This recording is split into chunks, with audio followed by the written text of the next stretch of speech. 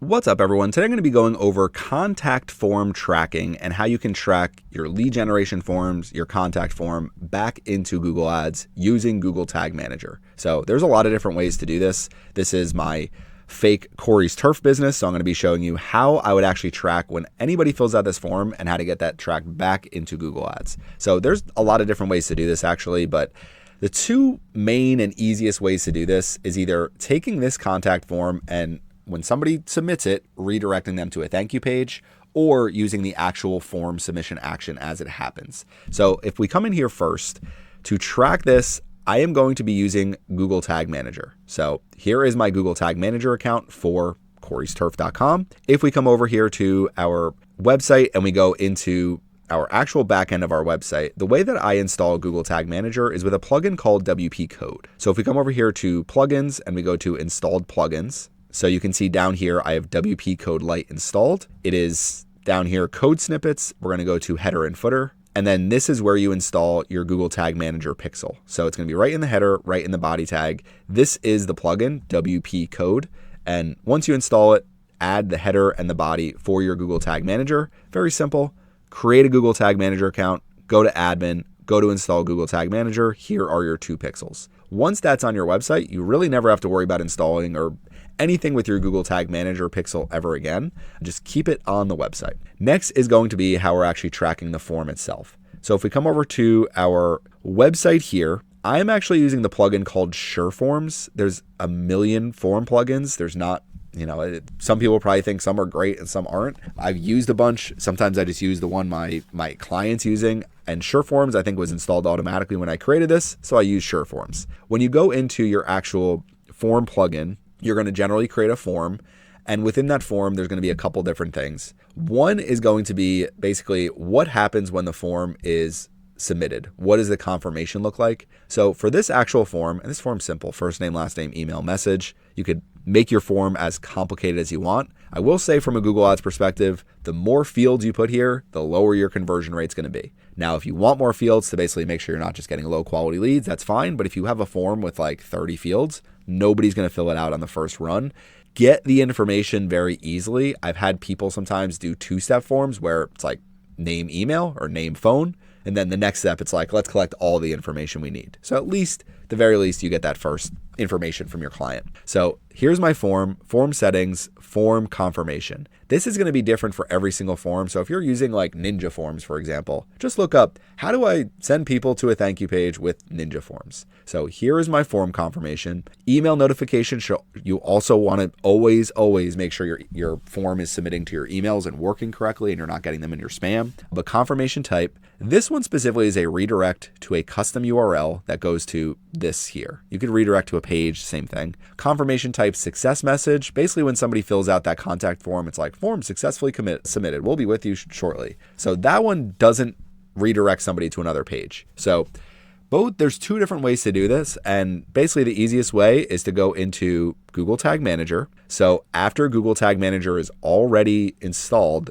go to the preview tool here. And then we're going to go right to our website, corysturf.com. This is going to open up 2 things. So you'll see Tag Assistant connected. As I'm doing this, you see GTM debug at the very top. Over here is what's actually happening on my website. You could see some of the different tags that I've fired. Just set up some of these in a previous video. But if we scroll down here, see Tag Assistant still connected. We have our request callback form right here. So what I can do is we'll click right on the form. So I just clicked on the form. We'll come over to Tag Assistant. So that actually didn't do anything. So sometimes when you start a form, so now we typed some words in. Okay, so see form start. So over on the left-hand side, we have form start. This is an event that just fired. Not an event I created, an event that automatically fires when the form is started. It's basically just something that Google Tag Manager is tracking in the background. It's like a variable. So over here under variables, you'll scroll down, you'll see this is a custom event variable sending back form start. This is the current URL. Basically everything else is undefined at this point. And then we have a page host name, page path, page URL. So these are all different variables that when you're using, like within Google Tag Manager, it's tracking all of these every time somebody visits your website, all of these data layer variables and then custom events.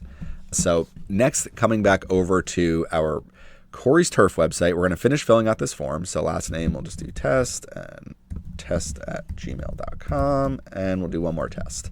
Okay, so we have our whole entire form ready, and now we're going to click on Submit Text.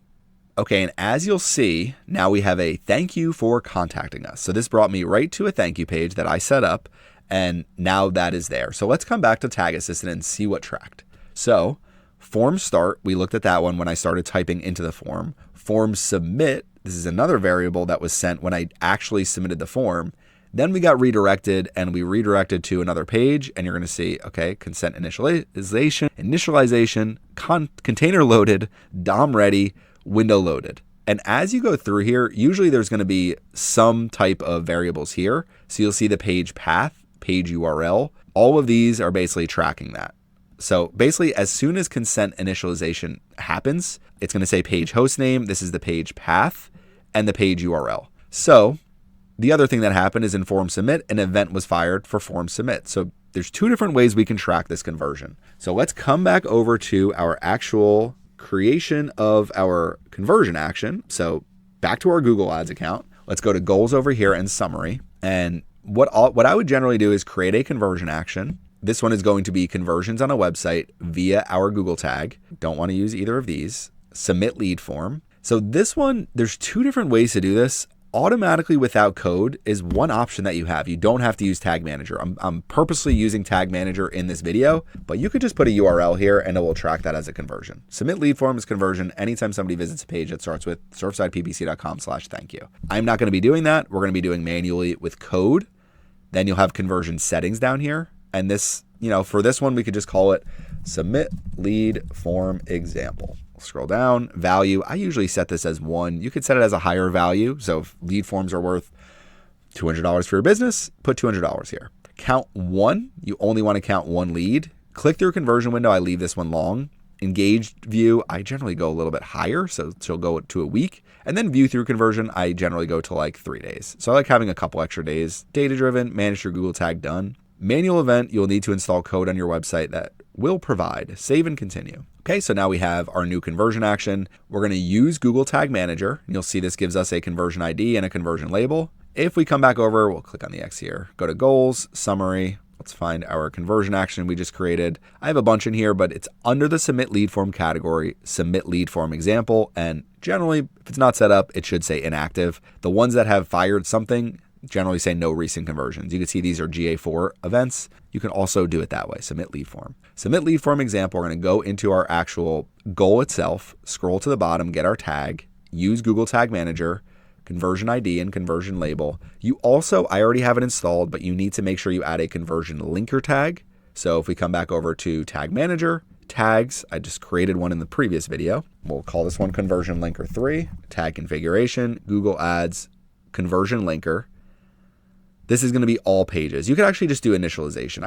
I do both. Let's just do page view. All pages, page view, conversion linker. No configuration required. You can enable linking on all page URLs. I don't think it makes a difference if you click it or not, but sometimes I click it. So you need to add that one first. That actually connects Google Tag Manager and Google Ads before you do anything else. So you can see I have those both here. I'm going to delete these extra ones. You only need it once. I'm just doing this for examples. So conversion linker tag on all pages, this or content initialization. The next thing is going to be a new, and we're just going to call this submit lead form example. You could call it like Google Ads conversion. I'm the only one working in this account, so it really doesn't matter.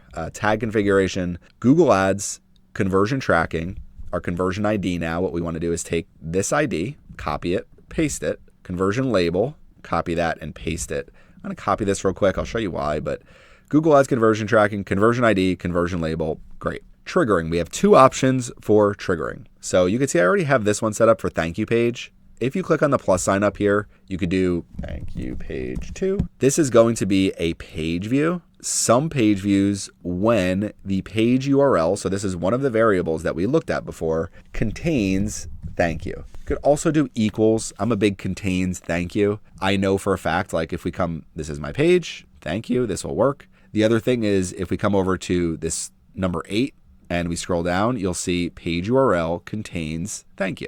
So this works. That's all you really need to do. So we could save this. That is one trigger option that you have for this conversion. The other one that you could use, and it's really not going to make a huge difference. You could actually create both and see which one counts better. A lot of times they're going to count exactly the same. You might have to be like 1 or 2 off. This one, we're going to click on the plus sign, and I usually just call this form submit event. This is going to be a custom event, and the event name is just form submit. You could also create one for form start and add it as a secondary conversion. Sometimes that's useful if you have a big form drop off, and I do that sometimes just to tell my client, you have too many fields in your form. We've had 400 form starts and only 180 form submits, so people clearly aren't filling out the full form and something's stopping them. There's always going to be more form starts than form submits because some people just click on it, start typing, and don't do anything. But event name is form submit. You can do some custom events here where the page URL contains, and sometimes I'll just do this like Corey's Turf. It doesn't really, but basically anytime there's a form submission on one of my pages, you could do this specifically on the contact page, on landing pages. Usually my form is all over the website. So I do on when the page URL it's on one of my pages. Click on save. This would also work as well. So this is the other option for setting this up. So we'll save it. Form submit event. Basically, the form submit event is really good when your actual form doesn't redirect properly. If you don't set up the redirection, that's the only way you can set it up. If you set it up the redirection, you have both options. The one thing with a redirect page, it just needs to be a page that nobody really finds or ever goes to, because you don't want to have a page that, confirmation, and then people can find that in other ways, or you don't ever want to, basically a hidden page on your website that you're using for this tracking. And it's one of those pages that if you are running a lot of campaigns where you're like putting in page feeds or just saying use my whole website, you could always use that as like an exclusion on your page feeds in Google Ads, just to make sure you're not sending traffic directly to it. Usually Google will not send traffic to your thank you page, but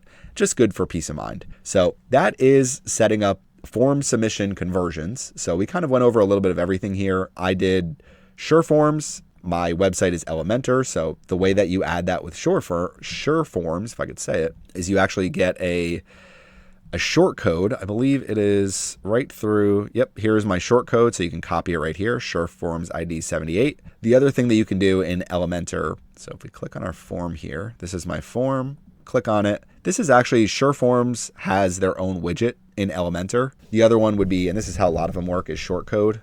And you just put it right in here, copy and paste that there. It should have 2 forms now. And there you go. So it's not too hard to actually configure, create forms, add them to your website, and then make sure you just set them up correctly with Google Tag Manager. So make sure you have so this is our submit lead form example. The other one was, this is Corey's Turf request callback, uses a thank you page as tracking. Just track it that way, and then within your details, make sure you have this conversion here, and make sure at the actual campaign level. So when you go to your campaign settings, and we come over here to our conversion goals, you want to make sure it's there. So we do have it, submit lead form example. We are optimizing for it. Usually your campaign is set up with account default, but if you do campaign specific, just always double check that your conversion's tracking correctly. So this will wrap up lead form conversion tracking with Google Ads and Google Tag Manager. A lot of detail in here. I'm just trying to go over the entire process for beginners. So if you're having trouble with it, just let me know. Leave them in the comment section. I'll do my best to answer any comments. So thank you for watching my video today, and make sure you subscribe to the Surfside PPC YouTube channel.